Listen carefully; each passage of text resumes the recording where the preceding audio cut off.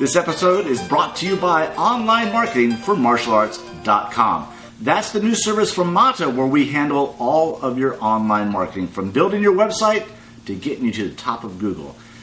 In this episode, I'm going to share with you another powerful NLP strategy you can take right into your classroom. Chris Sutton from Cobra Defense has a loose weapon scramble drill, and Jim Graydon's going to help you understand the difference between the UBC and cardio karate, which is an important distinction. I'm John Graydon, and this is the program for martial artists just like you who want to achieve success without selling out and have some fun along the way.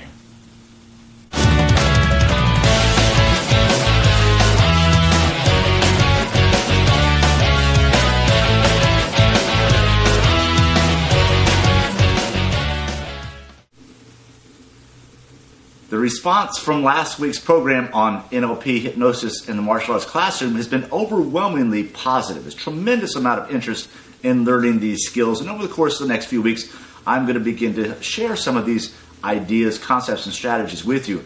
I did receive one note from a doctor of some sort. I don't know what kind of doctor, but he or she said something to the degree that it would be a very bad idea to share these strategies and skills and tools with martial arts instructors, because then they could get their students to do things they normally wouldn't do. And let me tell you folks, that is a myth. It doesn't happen. In fact, the CIA in the 1950s spent a lot of time and money exploring this concept of brainwashing and using hypnosis to manipulate their own agents, their own team, and then also to go out and influence the bad guys. And they had some success with it, but it was simply inconsistent. So it made it hard for them to consistently depend on it. They preferred drugs instead. So there's a great book, in fact I have it right here, called The Search for the Manchurian Candidate, which tells all about that study and what they discovered.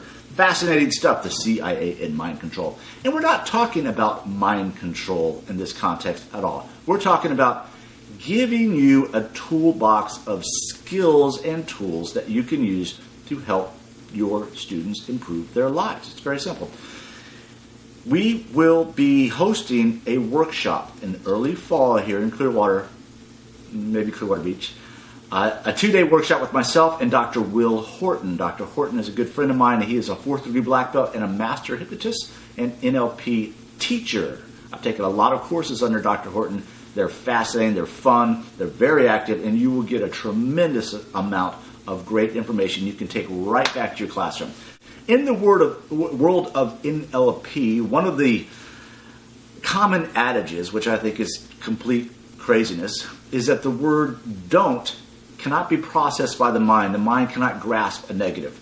And if that's the case, I want you to look close into my eyes and don't write me a check for $1,000 a month for the next year. Don't write me a check.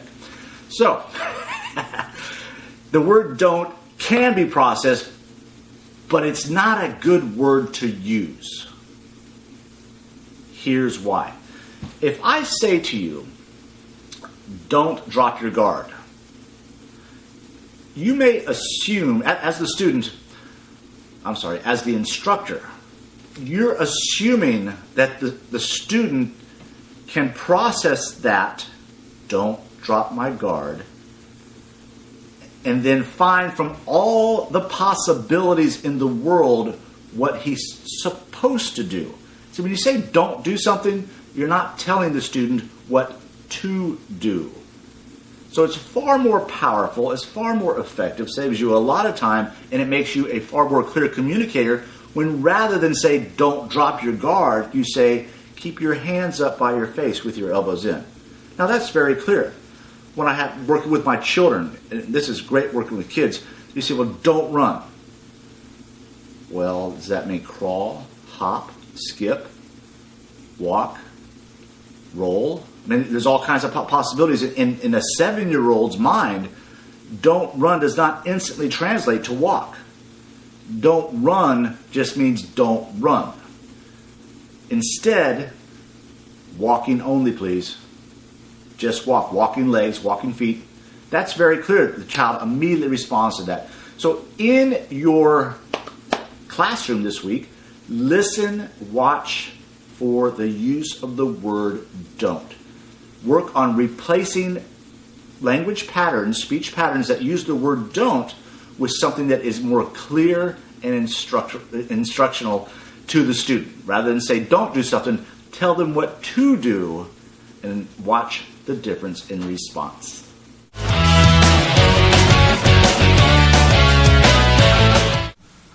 This is week 9, class 2 of the Cobra Defense 10-week academy, which is the main revenue generator for Cobra schools nationwide. This is what I want you to kind of grasp. The subject matter is really serious. This is called the loose weapon scramble.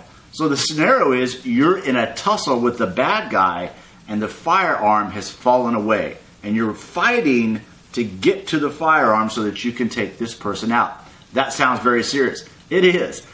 But boy, is it a lot of fun for classes to do. That's the thing about these scenarios and these drills. You'll hear these adults laughing, having fun. They're having a great time. They're bonding. And again, and you can tell by looking at these adults, if you know your own classroom, these are adults that typically would never set foot in a martial arts class. Here's the other part. This is week 9 of a 10-week course.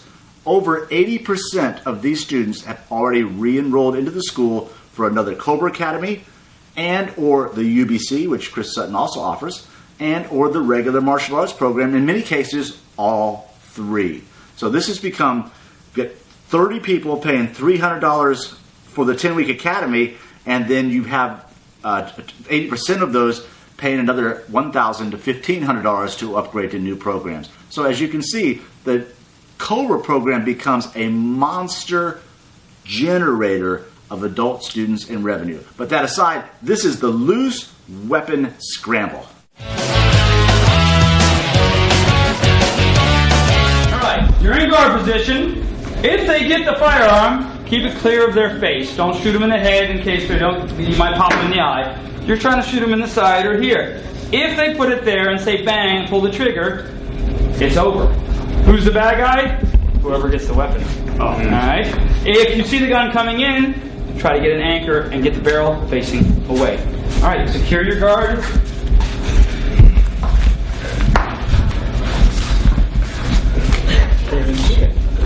Watch yourself. I will. Alright. Going for 20 seconds or unless you kill somebody. Ready? Come on. Come on. Get it. Come on, get it. Bang! You dead. What do we got? And everyone's dead. Alright, and time. Good job. Switch with your partner.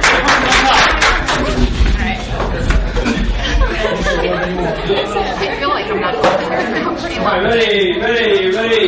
Lock guard. Or she's going to get right out of that. Fight! That's it. Go for the weapon. Bang! Killed her. They're still fighting. 5, 4, 3, 2. Alright. That is too cool. This one right here. This is the worst position. And I get praise. Oh, it is. Top person knows, bottom doesn't. Hey. That's it. Hey. 5, 4, 3, 2, time. Shut yourself up. Awesome. Round of applause. All right. No one has had more experience in developing martial arts fitness programs successfully than my brother, Jim Graydon. He's going to help you understand the important distinction between what cardio karate was and what the UBC is. Thanks, John, as we continue our discussion on your martial arts fitness program and how to make it successful. First and foremost, as I developed the Ultimate Body Challenge UBC, coming away from, again, cardio karate. And what's the difference? I use those contrasts a lot because I see a lot of the old coming back to the new. Cardio karate or some of the fitness programs out there are, again, just a class. In other words, someone enrolls in a class, whatever they charge. But realize for the average person to just enroll in the class, they're not as excited about doing martial arts fitness training as they are, as again, results. They want results. Results in fitness is considered a high-end, asset, to where just working out so much is not. So when I created the UBC, we came up with a 10-week structure at the beginning for a student. So when they walk into your facility, they have the concept of, I pay this amount of money, usually between $300 to $500. I dedicate this amount of time, which is usually 10 weeks. I'm going to get these results, and you can guarantee them. So it becomes very palatable for the public. They understand what they're buying. Just a quick review of the UBC manual that's provided gives them an overview of the course in a really short, precise times. We teach you and your instructors how to present the program. So it makes it very palatable and is an easy sell for the most part. But it's not just the end.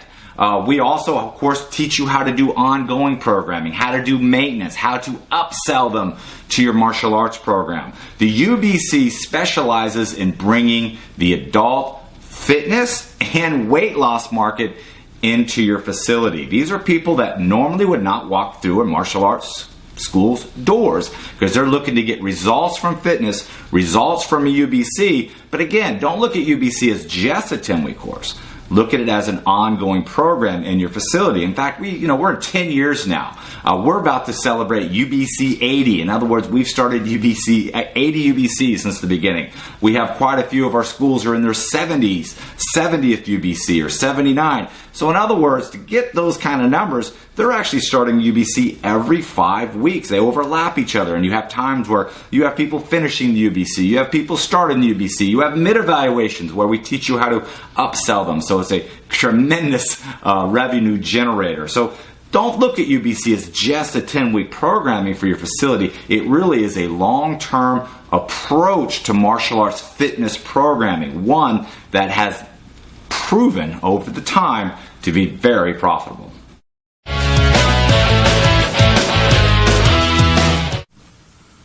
Well, that was lots of fun. I hope you enjoyed it as much as we did making it. It's a lot of fun making these programs. It takes some work, mind you. You can help us out by spreading the word and also send questions in that you would like answered on the program. I'm John Grade, and I'll see you next week. Thanks for watching.